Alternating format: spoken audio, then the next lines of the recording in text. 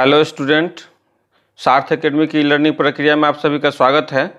इस वीडियो में हम 11वीं कक्षा का सिलेबस देखेंगे।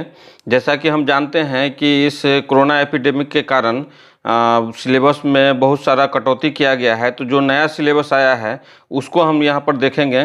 तो देखिए, सबसे पहले हम फर्स्ट बुक का देखते हैं। जो फर्स्ट बुक है उसका नाम है इंडियन कॉन्स्टिट्यूशन एट वर्क, यानी कि भारतीय संविधान व्यवहारिक रूप में किस प्रकार ये काम करेगा उसके बारे में इसमें दिया गया है। इस पुस्तक का नाम है हिंदी में भारत का संविधान, सिद्धांत और व्यवहार। तो इसमें कुछ तो कंटेंट में परिवर्तन किया गया है और कुछ चैप्टर को हटाया गया है। तो हम देखते हैं कि पहले कि कौन कौन सा चैप्टर हमारा रखा गया है। तो पहला चैप्टर जो है वो है कॉन्स्टिट्यूशन। देखिए, इससे पहले जो इसमें चैप्टर जो दिया गया था वो चैप्टर का नाम जो था वो अलग था। इसमें थी जो नाम दिया गया था वो था संविधान क्यों और कैसे। इसको बदल करके अब कर दिया गया है सीधे संविधान। इसमें इस चैप्टर में हमें देखना है संविधान का दर्शन है, the philosophy and making of the constitution.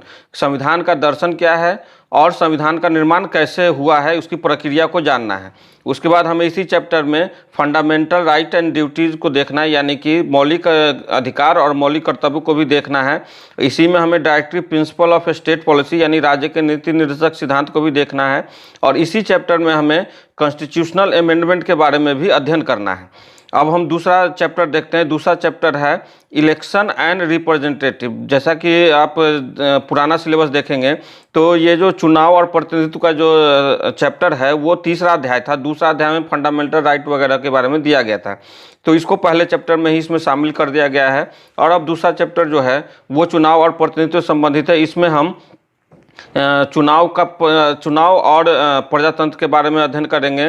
साथ में election system in India, Bharat में कैसा इलेक्शन प्रणाली को, चुनाव प्रणाली को अपनाया गया उसको देखेंगे। और साथ में चुनाव सुधार कैसे, क्या क्या चुनाव सुधार के लिए इसमें रिकमेंड किया गया है उस चीज़ के बारे में इस चैप्टर में पढ़ेंगे। उसके बाद हम तीसरा चैप्टर पढ़ेंगे लेजिस्लेचर, यानी कि विधायिका। विधायिका में हम पढ़ेंगे कि why do we need a parliament, यानी कि संसद हमें क्यों जरूरी है। उसका यूनिकैमरल या बाई कैमरल लेजिस्लेचर, यानी एक सदनीय या द्विसदनीय विधायिका। उसके बाद हम function and power of the parliament, यानी कि संसद के कार्य और उसकी शक्ति के बारे में अध्ययन करेंगे। उसके बाद पार्लियामेंट्री कमेटी के बारे में देखेंगे, यानी कि संसदीय समितियां जो विभिन्न कार्य को करती है उसके बारे में अध्ययन करेंगे। इसके साथ साथ हम पार्लियामेंट्री ऑफिशियल्स देखेंगे, यानी कि जैसे लोकसभा अध्यक्ष है, लोकसभा उपाध्यक्ष है, सचिव है, ये सब, इन सब के बारे में अध्ययन करेंगे। उसके बाद इसमें दिया है, देखिए, स्पीकर यानी कि लोकसभा अध्यक्ष, डिप्टी स्पीकर, उसके बाद है पार्लियामेंट्री सेक्रेटरी। तो इन सब चीज़ों के बारे में हम इसमें अध्ययन करेंगे। अब हम देखते हैं इसका चौथा अध्याय जो है, चौथा अध्याय है एग्जीक्यूटिव के बारे में। एग्जीक्यूटिव यानी कि कार्यपालिका। इसमें हम जो देखेंगे वो देखेंगे पार्लियामेंट्री एग्जीक्यूटिव इन इंडिया, यानी कि संसदीय कार्यपालिका जो भारत में अपनाई गई है उसके बारे में अध्ययन करेंगे। उसके बाद द प्रेसिडेंट यानी कि राष्ट्रपति के बारे में अध्ययन करेंगे। The prime minister and the council of minister, यानी कि प्रधानमंत्री और उनके मंत्रिमंडल के बारे में पढ़ेंगे। उसके बाद है परमानेंट एग्जीक्यूटिव ब्यूरोक्रेसी, यानी जो हमेशा एक जो कार्यपालिका रहती है वो कभी बदलती नहीं है, जिसको कि हमारे यहाँ नौकरशाही कहा जाता है। तो उसके बारे में भी हम इसमें अध्ययन करेंगे। उसका पांचवा चैप्टर है जो कि जुडिशरी से संबंधित है, न्यायपालिका से संबंधित है, इसके बारे में अध्ययन करेंगे। इसमें जो टॉपिक पढ़ना है वो हमें ये पढ़ना है कि हमें स्वतंत्र न्यायपालिका की आवश्यकता क्यों है। उसके बाद जो structure of jurisdiction of the judiciary, यानी कि न्यायपालिका का किस तरह से स्ट्रक्चर है और उसका क्या क्या जुरिडिक्शन है उसके बारे में पढ़ेंगे।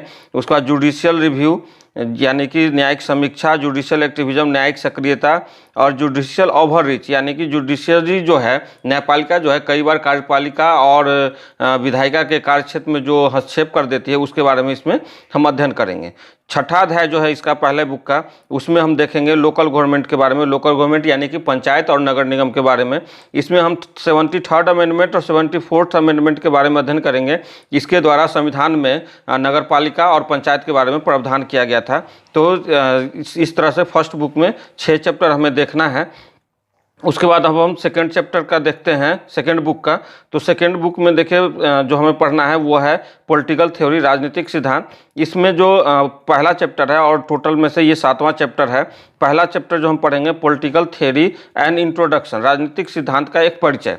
इसमें हम पढ़ेंगे व्हाट इज पॉलिटिक्स, पॉलिटिक्स क्या है, पॉलिटिक्स वर्सेस पॉलिटिकल थ्योरी यानी राजनीति और राजनीतिक सिद्धांत में क्या समानता या असमानता है। उसके बाद importance of political theory, political सिद्धांत जो है राजनीतिक सिद्धांत का महत्व क्या है, इसके बारे में हम इसमें अध्ययन करेंगे। उसके बाद अगला चैप्टर जो इसमें दूसरा चैप्टर है और ऐसे टोटल 8वां चैप्टर है, उस लिबर्टी यानी कि स्वतंत्रता के बारे में अध्ययन करेंगे। इसमें हम लिबर्टी और फ्रीडम में डिफरेंस देखेंगे और समानता देखेंगे। साथ ही हम निगेटिव और पॉजिटिव लिबर्टी के बारे में इसमें अध्ययन करेंगे।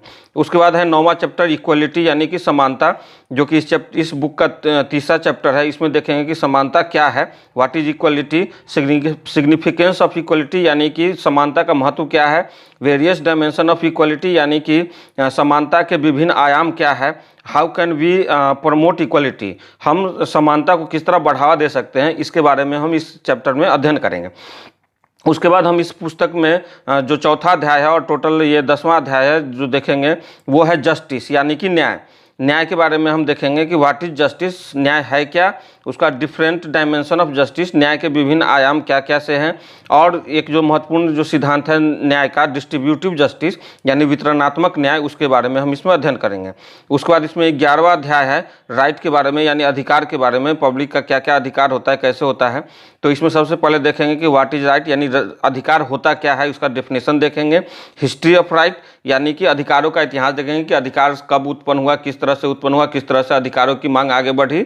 और उसके बाद हम देखेंगे काइंड्स ऑफ राइट्स यानी कि अधिकार के कितने प्रकार होते हैं, और उसमें एक अधिकार होता है ह्यूमन राइट्स यानी कि मानव अधिकार, इसके बारे में हम इसमें अध्ययन करेंगे। उसके बाद अब हम देखते हैं इसका जो अगला अध्याय है वो है डेवलपमेंट यानी कि विकास के बारे में। ये टोटल 12वां चैप्टर है और इस बुक का 6ठा चैप्टर है। तो इसमें हम विकास के बारे में हम सबसे पहले देखेंगे ग्रोथ एंड डेवलपमेंट में अंतर यानी कि विकास और वृद्धि में क्या अंतर है, इसको देखेंगे। उसका डिफरेंट मॉडल्स ऑफ डेवलपमेंट यानी कि विकास के जो विभिन्न प्रतिमान हैं, किस किस तरीके से विकास किया जा सकता है, उसका जो विभिन्न तरीका है उसको हम इसमें अध्ययन करेंगे। उसके बाद वेलफेयर स्टेट मॉडल यानी कि जो कल्याणकारी राज्य की अवधारणा है उसको देखेंगे। मार्केट मॉडल यानी कि जो बाजारवादी राज्य की संकल्पना है उसको देखेंगे। उसके बाद डेवलपमेंटल मॉडल को इसमें देखेंगे, तो यानी कि विकासवादी प्रतिमान क्या क्या रहा है उसके बारे में देखेंगे। तो इस प्रकार हम देख रहे हैं कि 11वीं क्लास में जो सिलेबस है उसमें अब 12 चैप्टर रह गए हैं टोटल। अब हम 11वीं क्लास का जो पॉलिटिकल साइंस में जो सिलेबस डिलीट किया गया है उसको हम यहाँ पर देखते हैं। तो देखिए जो फर्स्ट बुक है इंडियन कॉन्स्टिट्यूशन एट वर्क यानी कि भारतीय संविधान सिद्धांत एवं व्यवहार का जो टॉपिक है उसमें से जो 6ठा अध्याय था फेडरलिज्म, उसको कम्प्लीटली डिलीट किया गया है।